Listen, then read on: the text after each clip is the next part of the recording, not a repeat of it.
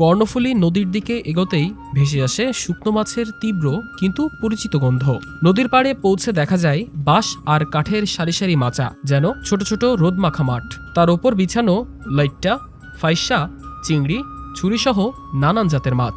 বাতাসে হালকা নোনা জলের গন্ধ, আর সব মিলিয়ে পুরো এলাকায় যেন এক বিশাল শুটকি গ্রামের রূপ নিয়েছে। জলুধা ডাঙ্গাচরের বিস্তীর্ণ অংশ জুড়ে চলছে এক মুহূর্তের বিরামহীন কর্মযজ্ঞ।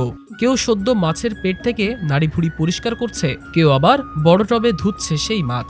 আরেক দল আধা ভেজা মাছে লবণ মাখিয়ে দ্রুত তুলে দিচ্ছে চাঙে। দুপুরের রোদটা যেন শুটকি ব্যবসায়ীদের সবচেয়ে বড় সহকারী। তার তাপে ধীরে ধীরে কুঁচকে শক্ত হয়ে উঠেছে মাছের শরীর। এই পুরো প্রতিক্রিয়া শেষ হতে সময় লাগে 1 থেকে 3 সপ্তাহ।